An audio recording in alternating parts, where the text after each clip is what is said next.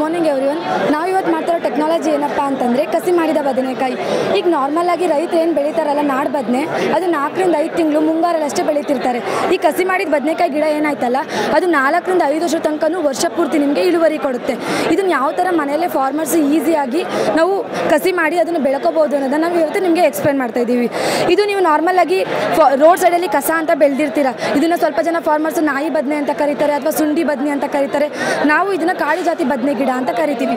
ಈ ಕಾಡು ಜಾತಿ ಬದನೆ ಗಿಡದ್ದು ಏನು ಸ್ಪೆಷಾಲಿಟಿ ಅಂದ್ರಪ್ಪ, ಇದು 10 ರಿಂದ 15 ವರ್ಷ ತನಕನೂ 5 ರಿಂದ 7 ಫುಟ್ ಹೈಟ್ ಬೆಳೆಯುತ್ತೆ. ಇದನ್ನು ಯೂಸ್ ಮಾಡಿಕೊಂಡು ನಾವು ಗ್ರಾಫ್ಟಿಂಗ್ ಮಾಡಬೇಕಾಗಿರುತ್ತೆ. ಈ ಕಸಿ ಮಾಡೋದು ಹೆಂಗಪ್ಪ ಅಂತಂದರೆ, ಈಗ ನಾರ್ಮಲ್ ಆಗಿ ಕಸಿ ಮಾಡಿ ಇದು ವೈಟ್ ಸ್ಪೀಸಸ್ ಏನಿರುತ್ತಲ್ಲ ಅದು ತುಂಬ ಹೈಟ್ ಬೆಳೆದಿರುತ್ತೆ. ಅದರಲ್ಲಿ ನಾವು ಒಂದು ಸ್ಟೆಮ್ ಪೆನ್ಸಿಲ್ ಸೈಜ್ ಥಿಕ್ನೆಸ್ ಇರುತ್ತಲ್ಲ, ಒಂದು ಸೀಸ್ಗಡ್ಡಿ ಗಾತ್ರದನ್ನ ಕಟ್ ಮಾಡ್ಕೊಂಡು ತೊಗೊಂಡ್ಬಂದು ಒಂದು ಪಾಲಿಥೀನ್ ಬ್ಯಾಗ್ ಹಾಕಿ ಗ್ರೋ ಮಾಡಬೇಕು. ಈ ಥರ ಗ್ರೋ ಮಾಡಿ 1 ಮಂತ್ ತನಕ ಗ್ರೋ ಮಾಡಬೇಕು. 1 ಮಂತ್ ಆದಮೇಲೆ ಅದು ಇದೇ ಥರ ಗ್ರೋ ಆಗಿರುತ್ತೆ. ಈ ಥರ ಗ್ರೋ ಆಗಿರೋ ಪ್ಲ್ಯಾಂಟ್ನ ಸ್ಲ್ಯಾಂಟ್ ಕಟ್ ತೊಗೋಬೇಕು. ನಾವು ಯಾವತ್ತೂ ಈ ಥರ ಸ್ಲ್ಯಾಂಟ್ ಕಟ್ ಇರುತ್ತಲ್ಲ, ಸ್ಲ್ಯಾಂಟ್ ಕಟ್ನ ತೆಗೆದು ಮೇಲ್ಗಡೆ ಪಾರ್ಟನ್ನ ರಿಮೂವ್ ಮಾಡಬೇಕು. ಮೇಲ್ಗಡೆ ಪಾರ್ಟ್ನ ರಿಮೂವ್ ಮಾಡಿ 2 to 3 ಸೆಂಟಿಮೀಟರ್ ಅಥವಾ 1.25 ಇಂಚ್ ಆಗಿ ಮಧ್ಯದಲ್ಲಿ ಶಾರ್ಪ್ ಬ್ಲೇಡಿಂದ ಸೀಳಬೇಕಾಗಿರುತ್ತೆ. ಇದನ್ನು ಸೆಂಟರ್ ವೆಡ್ಜ್ ಗ್ರಾಫ್ಟಿಂಗ್ ಅಂತ ಕರೀತಾರೆ.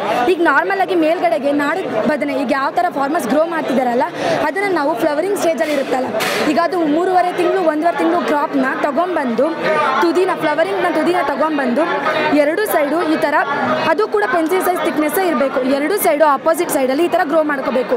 ನಾವು ಈ ಥರ ಮಾಡಬೇಕಾದ್ರೆ ಯಾವಾಗಲೂ ಕೂಡ ಇಲ್ಲಿ ನಾವು ನೋಡ್ತಿದ್ದೀವಲ್ಲ ಈ ಥರ ಕಣ್ಣು ಯಾವಾಗಲೂ ಮೇಲ್ಗಡೆ ಇರಬೇಕು. ಅದಕ್ಕೆ ಆಪೋಸಿಟ್ ಆಗಿ ನಾವು ಸ್ಲೈಸ್ ಮಾಡ್ಕೋಬೇಕಾಗಿರುತ್ತೆ. ಈ ಥರ ಮಾಡಿಕೊಂಡು ಈಗ ಇನ್ ಕೇಸ್ ನಮ್ಮ ಹತ್ರ ಅಲೋವೆರಾ ಇತ್ತಂತಂದರೆ ಅಲೋವೆರಾ ರಸಕ್ಕೆ ಅದ್ದಿ ಅದನ್ನು ಈ ಥರ ಪ್ಲೇಸ್ ಮಾಡಿ ಇದಕ್ಕೆ ನಾರ್ಮಲ್ ಆಗಿ ಪಾಲಿಥೀನ್ ಶೀಟ್ ಬರುತ್ತಲ್ಲ, ಪಾಲಿಥೀನ್ ಶೀಟ್ನ ಬಿಗಿಯಾಗಿ ಕಟ್ಟಬೇಕಾಗಿರುತ್ತೆ. ಇಲ್ಲಿ ಕಟ್ಟಿದಾರಲ್ಲ ಆ ಥರ ಒಂದು ಚೂರು ಗಾಳಿ ಆಡ್ದಂಗೆ ಎಲ್ಲೂ ರಂಧ್ರ ಉಳಿದೇ ಇರೋ ಥರ ನಾವು ಅದನ್ನು ಕಟ್ಟಿ 15 ರಿಂದ 20 ದಿನ ನೆರಳಲ್ಲಿ ಇಡಬೇಕು. ನೆರಳಲ್ಲಿ ಯಾವ ಥರ ಇಡಬೇಕಪ್ಪ ಅಂದರೆ, ದೊಡ್ಡ ದೊಡ್ಡ ಮರಗಳಿರ್ತವೆ, ಆ ಮರಗಳ ಕೆಳಗೆ ಇದನ್ನು 15 ರಿಂದ 20 ದಿನ ಬೆಳೆಸಿ ಅದಾದಮೇಲೆ ಭೂಮಿಯಲ್ಲಿ 15 ರಿಂದ 20 ಸೆಂಟಿಮೀಟರ್ ಗುಂಡಿ ಅಥವಾ ಪಿಟ್ ಅಂತ ಏನು ಕರಿತೀವಲ್ಲ ಅದನ್ನು ತೆಗೆದು ಪ್ಲಾಸ್ಟಿಕ್ ಏನೇನು ಇರುತ್ತಲ್ಲ ಅದನ್ನೆಲ್ಲ ರಿಮೂವ್ ಮಾಡಿ ಮಣ್ಣು ಸಮೇತ ಹಾಕಬೇಕು. ಈ ಥರ ಮಾಡೋದ್ರಿಂದ ನಿಮಗೆ 1.5 ತಿಂಗಳಿಂದ 2 ತಿಂಗಳು ಒಳಗಡೆ ನಿಮಗೆ ಮೊದಲನೇ ಇಳುವರಿ ಕೊಡೋಕ್ಕೆ ಸ್ಟಾರ್ಟ್ ಆಗುತ್ತೆ.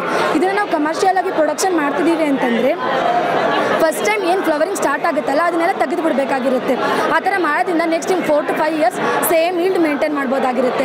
ಮೇಜರ್ ಡಿಫ್ರೆನ್ಸ್ ಏನಪ್ಪ ಅಂತಂದರೆ, ನಾರ್ಮಲಾಗಿ ಫಾರ್ಮರ್ಸ್ ಇವಾಗ ಏನು ಕಲ್ಟಿವೇಷನ್ ಮಾಡ್ತಿದ್ದಾರಲ್ಲ ಅದು ಒಂದು ಹೆಕ್ಟರ್ಗೆ 18 ರಿಂದ 20 ಟನ್ ಪರ್ ಹೆಕ್ಟರ್ ಥರ ನಿಮಗೆ 1 ಇಯರ್ಗೆ ಸಿಗುತ್ತೆ. ಬಟ್ ಆದರೆ ಕಸಿ ಮಾಡಿದ ಬದನೆಕಾಯಿ 25 ರಿಂದ 40 ಟನ್ಸ್ ಪರ್ ಹೆಕ್ಟರ್ ಥರ ಪರ್ ಆ್ಯನಮ್ಗೆ ನಿಮಗೆ ಸಿಗುತ್ತೆ. ಇದೇ ಥರ ನಿಮಗೆ 4 to 5 ಇಯರ್ಸ್ ತನಕ ನೀವು ಇಳುವರಿನ ತಗೋಬೋದಾಗಿರುತ್ತೆ. ಫಾರ್ಮರ್ಸ್ ಮೇನ್ ಪ್ರಾಬ್ಲಮ್ ಏನಪ್ಪ ಅಂತಂದರೆ, ಸ್ವಲ್ಪ ನೀರು ಕಡಿಮೆ ಆದರೆ ಅಥವಾ ಚಳಿಗಾಲ ಬಂತು ಅಂತಂದರೆ ಫ್ರೂಟ್ ಬರಿಂಗ್ ಟೈಮಲ್ಲಿ ಅದೇನಾಗುತ್ತೆ, ಫ್ಲವರ್ ಮತ್ತು ಫ್ರೂಟ್ ಡ್ರಾಪ್ ಹೂಗಳು ಉದ್ರೋದು ಹಣ್ಣುಗಳು ಉದ್ರೋದು ಜಾಸ್ತಿ ಆಗಿರುತ್ತೆ. ಬಟ್ ಆದರೆ ಕಸಿ ಮಾಡಿದ ಬದನೆಕಾಯಿ ಆ ಥರ ಎಲ್ಲ ಪರಿಸರದ ಒತ್ತಡವನ್ನು ತಡ್ಕೊಳ್ಳುವಂಥ ಶಕ್ತಿನ ಹೊಂದಿರುತ್ತೆ. ಅದರಿಂದಾಗಿ ಯಾವುದೇ ಅಂಥದ್ದು ಹೂಗಳು ಉದ್ರೋದಾಗಿರ್ಬೋದು ಹಣ್ಣುಗಳು ಉದ್ರೋದಾಗಿರ್ಬೋದು ನೋಡೋದಿಲ್ಲ. ಅದಕ್ಕೋಸ್ಕರ ಇಳುವರಿ ಒಂದು ಗಿಡದಿಂದ ನಿಮಗೆ ಜಾಸ್ತಿ ಇರುತ್ತೆ. ಇದನ್ನು ನಾವು ಕಿಚನ್ ಗಾರ್ಡನಿಂಗ್ಗೆ ಒಂದು ಪ್ಲ್ಯಾಂಟ್ ಹಾಕೊಂಡ್ವಿ ಅಂತಂದರೆ ನಿಮಗೆ ಒಂದು ಮನೆಗೆ ಇದು ಸಾಕಾಗಿರುತ್ತೆ. ಇದು ಯಾಕಪ್ಪ ಅಂತಂದರೆ ಒಂದು ವರ್ಷದಲ್ಲಿ ನಿಮಗೆ ಒಂದು ಪ್ಲ್ಯಾಂಟಿಂದ 16 ರಿಂದ 20 kg ಥರ ನಿಮಗೆ ಸಿಗುತ್ತೆ.